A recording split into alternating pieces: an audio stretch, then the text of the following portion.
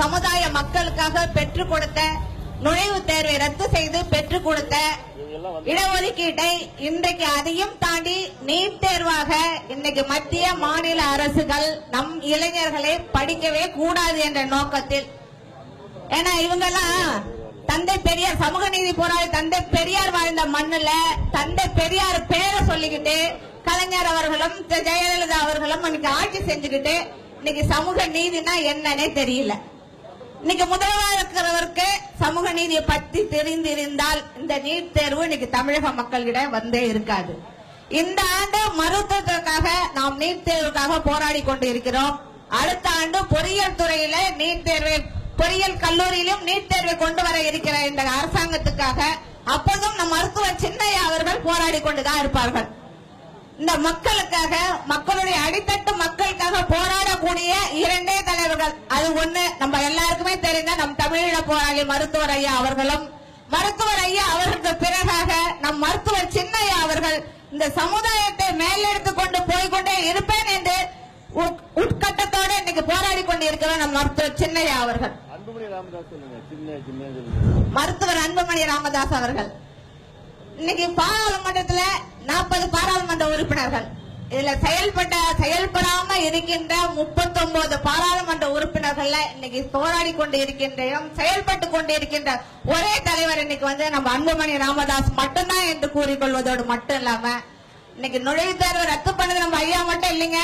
இன்னைக்கு நீட் தேர்வை ரத்து பண்ணக்கூடிய ஒரே தலைவர் நம் மருத்துவர் சின்னையா மட்டும்தான் என்பதில தெளிவா இருக்காங்க நம் தமிழக மக்கள் அவர்கள். இன்னைக்கு பெண்கள் தாலி அறுத்து இன்னைக்கு இலக்கு நிர்ணயிச்சு இன்னைக்கு அவங்க இளைஞர்களை குடிக்க வைத்துக் கொண்டு இருக்கின்ற இந்த அரசாங்கம் இலக்கு எதெல்லாம் நிர்ணயிக்கணும்னு அதுங்களுக்கு தெரியல. எதெல்லாம் இலக்க நிர்ணயிக்கணும். இன்னைக்கு நம் மருத்துவர் அன்புமணி ராமதாஸ் அவர்கள் போலியாவே இந்த இந்தியாவை விட்டு ஒழிக்கணும்னு இலக்க நிர்ணயிச்சு இன்னைக்கு போலியோ சொட்டு மருந்து விநியோகம் பண்ணாங்க. ஆனா இந்த அரசாங்கம் என்ன பண்ணுது, இலக்க நிர்ணயிச்சு குடிக்க சொல்லுது. குடிக்கிறதுல இலக்கு நிர்ணயிச்சிருக்கு. ஒரே கேவலமான அரசு இந்த அரசாங்கம் மட்டுமா தான் இருக்கும். அவ்வளவு கேவலமான ஒரு நிலையில இன்னைக்கு தமிழக அரசு, தமிழக மக்கள் தள்ளப்பட்டு இருக்கிறார்கள். ஏன் சார்ந்து இருக்கின்ற தமிழ் சமுதாய பெண்களை பத்தி ஒரு நிமிஷம் பேசிதான் ஆகணும். ஏன்னா லைவ் டெலிகாஸ்ட்ல போயிட்டு இருக்கு. பெண்கள் பாத்துக்கிட்டு இருக்காங்களோ இல்ல அவங்க சீரியலுக்கு முன்னாடி உட்கார்ந்து இருக்காங்களோ தெரியல. ஏன்னா நம்ம பக்கத்துல ஒரு பழமொழி இருக்கு, பையன் செத்தாலும் பரவாயில்ல என் மருமக தாலியா இருக்கணும். எவ்வளவு பெரிய இலக்கு பாருங்க. அந்த காலத்துல ஒரு பழமொழி அப்படி நிறைவேற்றிட்டு போயிருக்காங்க. அது எந்த எண்ணத்துல செஞ்சாங்கன்னு தெரியல. ஆனா இப்ப இருக்க நம்ம பெண்கள், என் புள்ள படிக்க வேண்டாங்க, படிச்ச பிள்ளைக்கு வேலை வேண்டாங்க, என் மருமக தாலி அறுத்தாலும் பரவாயில்லைங்க, என் மக தாலி அறுத்தாலும் பரவாயில்ல, ஆனா நான் 100க்கும் 200க்கும் காசு வாங்கிட்டு நான் ஓட்ட போடுவேன். இப்படிப்பட்ட அன்புமணி நீட் தேர்வுக்காக போராடக்கூடிய, காவிரி மேலாண்மைக்காக போராடக்கூடிய, மது ஒழிப்புக்காக போராடக்கூடிய அன்புமணி ராமதாஸ் எங்களுக்கு தேவையில்லைங்க. நாங்க 100 ரூபாய்க்கு 200 ரூபாய்க்கு ஓட்டு வாங்கிட்டு ஓட்டு போடக்கூடிய பெண் சமுதாயம் என்று நிரூபிக்கிற ஒரு சமுதாயம். இன்னொரு இளைஞர் சமுதாயம் என்ன தெரியுமா பண்றா, ஜூலியாவுக்கும் இந்த ஓவியாவுக்கும் ஓட்டு போடுகிற சமுதாயம். என்ன கேவலம், எங்க போயிட்டு இருக்கோம்.